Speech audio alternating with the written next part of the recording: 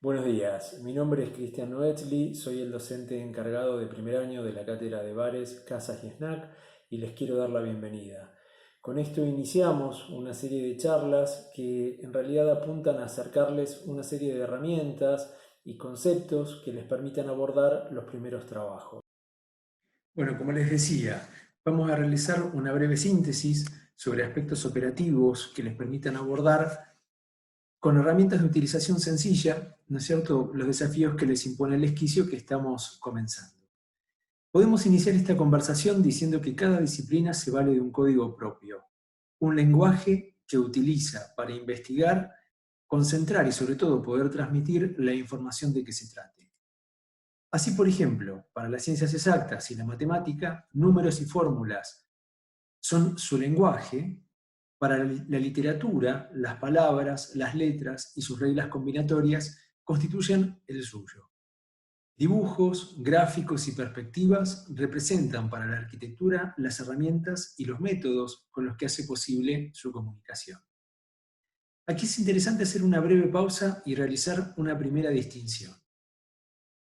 El dibujo arquitectónico maneja diferentes métodos y técnicas, según quien sea el destinatario. En líneas generales, podemos conformar dos receptores diferentes, los demás o uno mismo. Comencemos por uno mismo. En las disciplinas proyectuales se establece un vínculo sumamente productivo entre la cabeza que piensa y la mano que ejecuta. Conforme se avanza en la representación del pensamiento, se genera un círculo de mutua retroalimentación, en el que el pensamiento del espacio diseñado se vuelca en el papel y éste vuelve a producir nuevas interpretaciones y precisiones que nuestro cerebro decodifica para poco a poco, boceto tras boceto, abordar a la forma que nos resulte más satisfactoria. Ahora, en este punto es necesario realizar una nueva pausa y detenernos en un concepto que hemos deslizado en esta primera aproximación, y es la palabra boceto. El término boceto y sus posibles sinónimos, esbozo, bosquejo, borrador, apunte, se usa para designar el proyecto, las pruebas o la traza primera que se realiza previamente a la obra definitiva. Se trata de un dibujo en el que contornos y detalles no encuentran altamente una definición y podríamos decir que se trata de una aproximación más conceptual al tema o al problema, casi como una autorrepresentación, un poner allí, de manera gráfica, algo que estoy pensando y por tanto libre, carente de requisitos técnicos precisos. Mientras pueda entenderme y servirme de lo representado en relación a lo que estoy pensando, todos los dibujos, todos los bocetos serán válidos. Pasemos a los otros destinatarios, los demás. La arquitectura es una disciplina en la que generalmente existe una división entre el que la diseña y el que la construye. Es decir, a diferencia de la escultura o la pintura, el arquitecto traza, plantea y proyecta el espacio y la manera de construirlo, y es otra persona o grupos de personas las encargadas de materializarlo. Por tanto, la existencia de un lenguaje que permita comunicarle a otros es de central importancia. El poder establecer un código común que posibilite tener un manual de instrucciones que le indique a los encargados de construir el proyecto cómo hacerlo, se torna imprescindible. De este modo podemos ensayar unas primeras definiciones. Diremos que el dibujo es una forma de expresión gráfica que plasma imágenes sobre un espacio plano, considerado parte de la pintura y una de las modalidades de las artes visuales. El dibujo técnico es un sistema de representación gráfica de diversos tipos de objetos con el propósito de proporcionar información suficiente para facilitar su análisis y ayudar a elaborar su diseño y posibilitar la futura construcción y mantenimiento. Ahora bien, claro, esta diferencia o esta diferenciación entre el dibujo y el dibujo técnico marcan las cuestiones más específicas que tienen que ver con el desarrollo de la arquitectura. Gaspar Monge es considerado el inventor de la geometría descriptiva, disciplina que permite la representación de objetos tridimensionales sobre superficies planas. El sistema Monge realiza una abstracción desde 3 dimensiones a 2, y para conseguirlo se vale de la proyección del objeto tridimensional sobre 2 planos principales perpendiculares entre sí. Dicho objeto queda representado por su vista frontal proyectada sobre el plano vertical y su vista superior sobre el plano horizontal. Hacemos un dibujo que va a esclarecer mucho más esto. Vamos a hacer una breve descripción del método Monge y de las perspectivas cónicas, existiendo una abultada bibliografía. Obviamente que no es nuestra intención solaparnos sobre cuestiones más específicas y que seguramente ya estarán viendo en materias como sistemas de representación. Simplemente aquí intentamos saldar de algún modo la necesidad de contar con algunas primeras precisiones sobre el tema. Pero volvamos a la escultura de Oteiza y comencemos a hacer estas aclaraciones ya directamente sobre uno de los ejemplos. Si tomáramos la caja y abatimos los laterales como si se tratara de las tapas o los laterales de una caja, nos encontraríamos con una forma o con una figura similar a esta, ¿verdad? Utilicemos ahora los sistemas de representación informáticos para procurar esclarecer aún más lo visto hasta ahora. Tenemos la caja, ¿verdad? Con las tapas abatidas. Comencemos la tarea de reconstituirla. Poco a poco, cada una de las tapas o las caras laterales van encontrando su posición, lo que nos va a permitir reconstituir el objeto, ¿no es cierto? La escultura de Oteiza nos permite hacer este ejercicio, esta construcción. Transitar poco a poco en cuestiones que nos permiten comprender el espacio y su representación. Una vez constituido este volumen total y empezando a reconocer la forma, podemos girar en torno a él y recomponer lo que hemos visto en materia de geometría descriptiva. Podemos comenzar a verificar las caras planas, las vistas laterales, las posteriores y las superiores.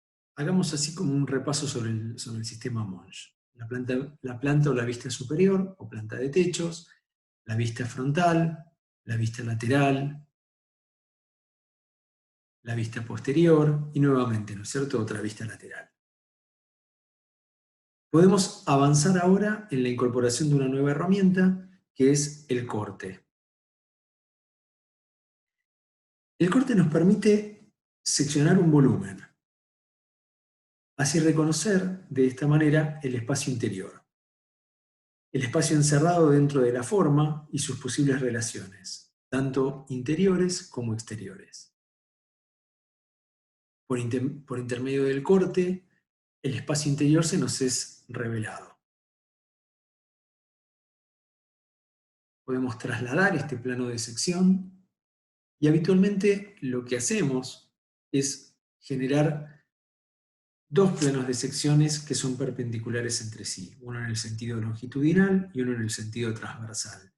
De esta manera poder reconocer la totalidad, es decir, este ejercicio de plasmar las tres dimensiones en un espacio plano nos demanda o nos requiere poder mirar en por lo menos dos direcciones que se tornan perpendiculares entre sí. Finalmente, el corte superior, a una distancia aproximadamente de 1 metro con respecto al nivel del piso, no es otra cosa que la planta, ¿verdad? Es decir, la planta es un corte que se hace paralelo al plano del suelo. Es decir, hemos recorrido de alguna manera hasta aquí, valiéndonos de los sistemas informáticos, todas las maneras de representación que tienen que ver con poder experimentar y poder transmitir el conocimiento del espacio. Nos queda solamente un concepto que nos interesa introducir y que tiene que ver con el concepto de escala. Ahora bien, la escala tiene distintas posibles acepciones. Es un término utilizado para referirse a un factor que toma a las personas como medida primordial del desarrollo y la asociación. Estamos hablando, ¿verdad?, de la escala humana. También podemos decir que se apoya en las dimensiones y proporciones del cuerpo humano relacionándolo con el espacio que habita, es decir, la medida del hombre puesta en relación con el espacio habitable. Es posible que el término haya sido empleado por primera vez en su acepción moderna por la divulgadora científica y teórica del urbanismo Jane Jacobs durante las jornadas de protesta ante la inminente construcción de una autopista en Nueva York, esto es, durante la década del 50, en la época en la que Moses, un político norteamericano, hizo la gran transformación urbana, sobre todo en el área de Nueva York. Hemos utilizado hasta aquí los sistemas de representación a partir del uso de la computadora, vamos ahora a valernos de otro sistema de representación, y que por ahí tiene más que ver con un desarrollo del dibujo manual, y que es el dibujo de la perspectiva. Bueno, vamos a plantear, como decía, una estructura muy básica de una perspectiva. Estos sistemas cónicos de representación, ¿verdad? Establecemos lo que llamamos línea de horizonte y lo que es línea de piso, o línea de tierra, los puntos de fuga, ¿no es cierto?, a partir de los cuales comenzamos a estructurar la perspectiva, y empezamos a trazar y a plantear nuevamente una de las esculturas de Oteiza, en este caso la identificada con el número 4. A partir de comenzar a delinear algunos trazos y empezar a construir el volumen, comenzamos a tener como esta incorporación de las tres dimensiones, o de la ilusión de tres dimensiones, la posibilidad de valorizar alguna de las líneas y entonces empezar a generar aspectos expresivos que nos permitan dotar al elemento dibujado de un cierto carácter, a partir también de empezar a reconocer texturas, a partir de reconocer el color, la luz y la sombra, ¿verdad? Esta posibilidad de sombrear alguno de los lados o de plantear la existencia de una fuente de luz permite empezar a pensar que el objeto se encuentra ya no flotando en el espacio, sino que empieza a tener como bordes precisos, ¿no es cierto? Empieza a estar apoyado, empieza a tener la sensación de peso, la sensación de gravedad. Pero indudablemente la incorporación de la figura humana es la que empieza a dotar al objeto ya de una escala determinada. La aparición del hombre, o la aparición de la mujer, la aparición de la figura humana, permite entender que ya esto no es un elemento de escritorio, un elemento que puede entrar sobre una mesa, sino que ya es un espacio habitable y es un espacio recorrible. La situación de también colocarlo en un entorno, de empezar a pensar determinadas condiciones de borde, también acrecientan como la situación de la escala, pudiendo establecer determinadas relaciones, ¿no es cierto? Podemos continuar con este desarrollo, introduciendo también cuestiones que tienen que ver con, como decíamos, con la materialidad y con el uso del color. Vamos a continuar desarrollando un poco estos dibujos. Continuemos con esta caja. Nuevamente empezamos a plantear una cuestión de interior, un interior que está más cerrado y que es oscuro, y que tiene la posibilidad de tener horadado uno de los costados, con lo cual podemos ir descubriendo o intuyendo un poco la relación interior.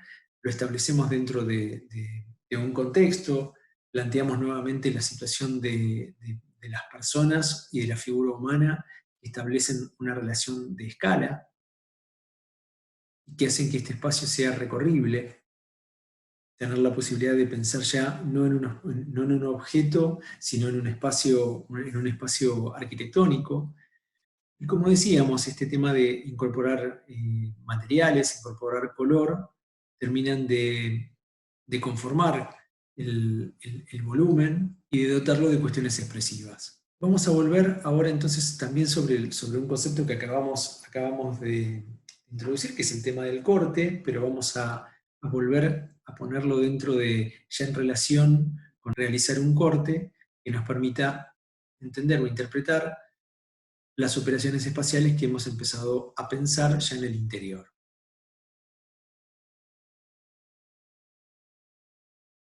Este corte nos permite también plantear como una pequeña perspectiva interior, y entonces empezamos a pensar cómo son los vínculos y las relaciones que se establecen en el interior ya del objeto arquitectónico. Hemos dejado a la escultura para pasar a hablar ya de un objeto arquitectónico. De este modo, hemos realizado una primera aproximación al dibujo y a sus distintos argumentos. Hemos recorrido bocetos, croquis, planos, geometría descriptiva y sistema Monge.